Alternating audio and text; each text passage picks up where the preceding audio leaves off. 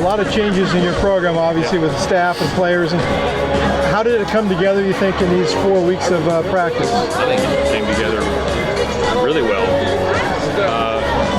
A lot of that's due to the work that's done before the actual practices. You know, the amount of time we spend in meetings with staff, and, player meetings, the workouts the players are doing with our strength staff. We did a phenomenal job this winter, and they made us better. And then again, the group of people we have working on offense, defense, and special teams, really high-level folks, and team first. And so it's been a lot of fun, and I think it shows up with the players. And we still, obviously, fall camp, we need to get a lot of work done. We're going to have a great May, great June, great July, but we made a tremendous amount of it. How do you evaluate how the new voices on your staff have contributed to what you want to do? Anybody in particular? I mean, obviously on offense we have a number of new coaches, but philosophically those guys, we all share the same foundation of what it takes to be successful. There's different personalities. We don't want we don't want robots as coaches or players.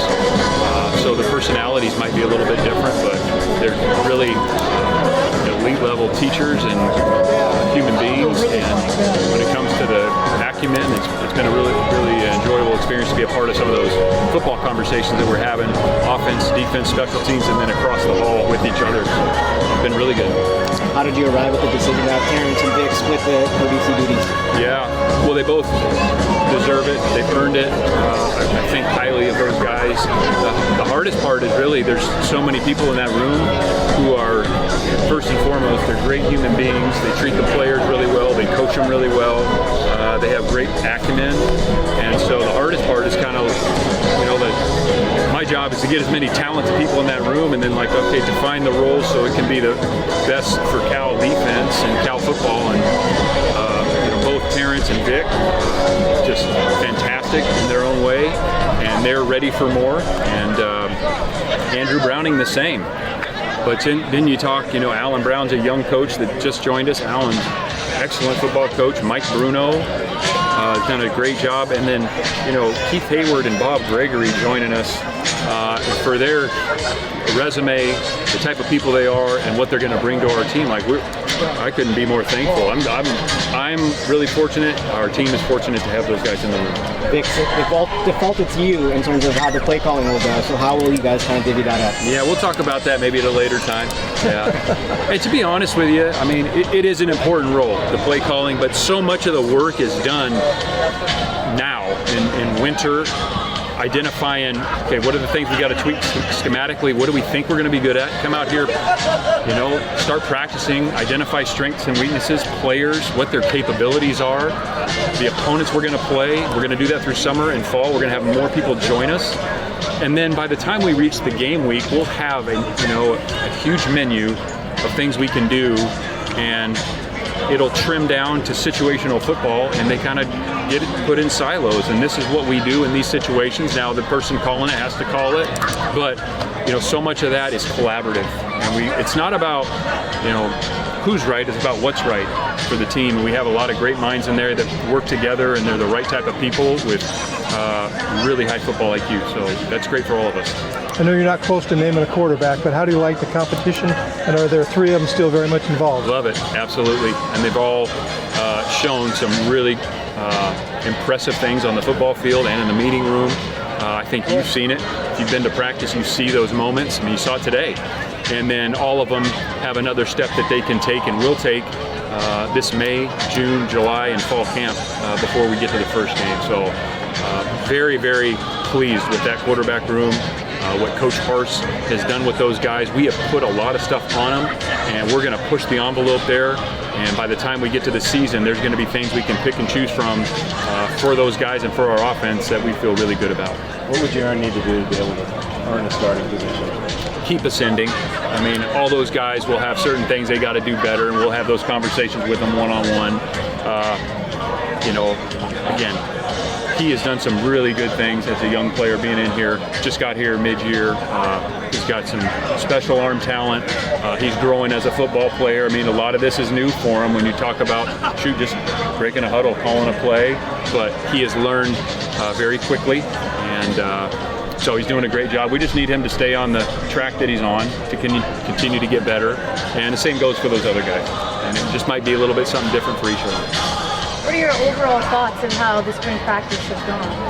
I think it's gone really well. I mean, I feel really good about where the team can be. We have a lot of areas where we got to continue to improve. We're going to continue to bolster the roster.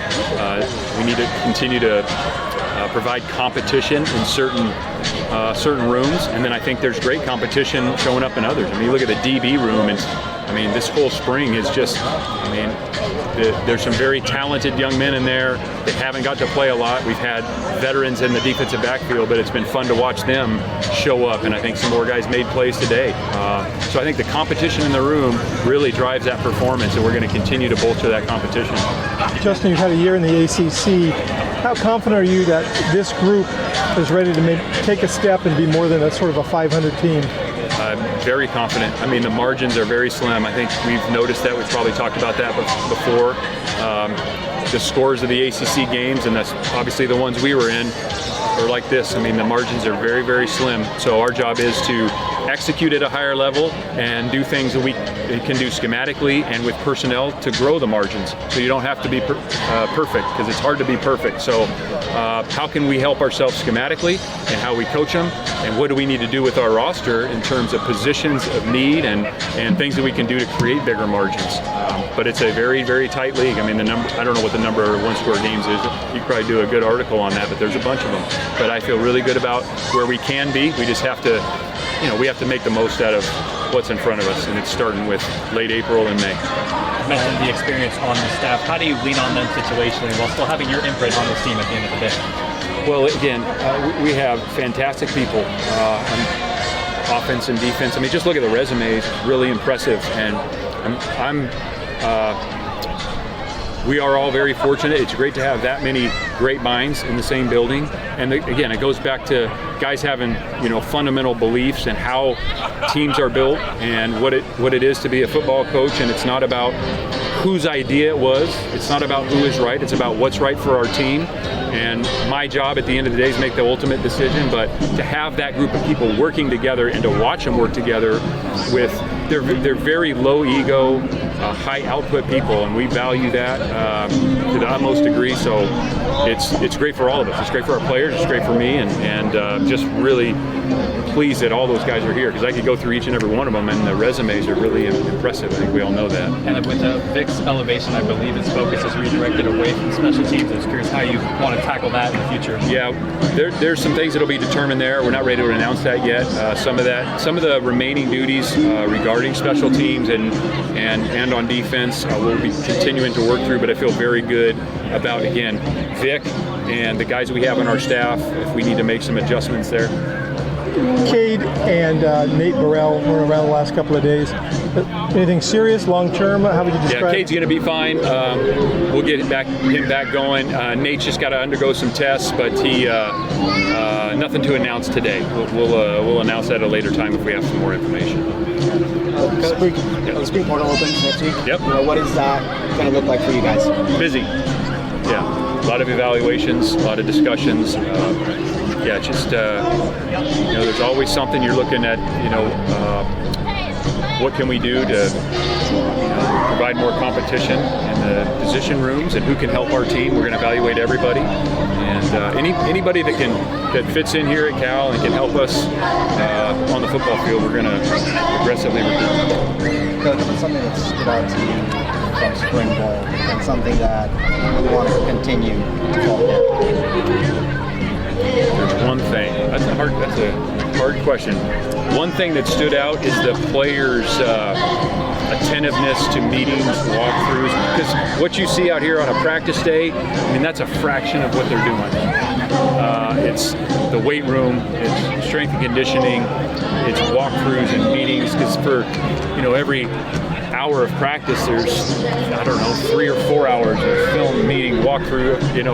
There's a lot that goes into that. So I really, it's it takes a special person to be able to get focused in those moments, because everybody loves playing, but to be good at playing, you got to be really good before you even get on the field. And so we've really tried to stress that, and the best teams are great at the details, and so I appreciate how they've approached the things you don't see. Justin, I think your roster right now that you have for spring is like right at 105. And if the limits actually happen and you're going to bring some more people in, you're going to have some decisions you have to make, or how's that going to work? You got it. Yeah, it's very competitive. The 105 as of today is the roster limit. That roster limit will be enforced, I believe it's a week before the first game, so it's a ways out. It's going to be competitive. We are adding people. The days of having 118, 20, 130 are gone unless they change the settlement. So there's going to be hard decisions for sure. There's some really good players that we would love to keep, but it's the limits are the limits. So and positionally, you got to have enough depth at each spot. So yeah. Are you saying that you can go into fall camp with more than that? Yes. You just have to get down to 105 by whatever week date. Before the first game, somewhere in there. It's like late August. Yep. So you can enter fall camp with more than that. Yep. Just this 1 year. Correct. As of now, I mean, again, something could have broke during practice that I don't even know about regarding the house settlement. But as of right now, that's what it is. Yes. Justin, this is probably the biggest staff turnover you've had year over year. I was curious, what's the most surprising part about this group that you're now working with? We've had great staffs here. We've had guys that have moved on to, some unbelievable opportunities for them. We've had a lot of excellent coaches here, and now because of the change in the rules, where the staff members can now coach and interact with the players. In prior years, you could only have the GAs, and that's now changed. I don't know how much you're aware of all that, but essentially you can have more people interact with the players and coach them. So, Bob Gregory is here. Coach Gregory is going to have a huge impact on our defense and a huge voice, and we have the opportunity for him to interact with the players. And so,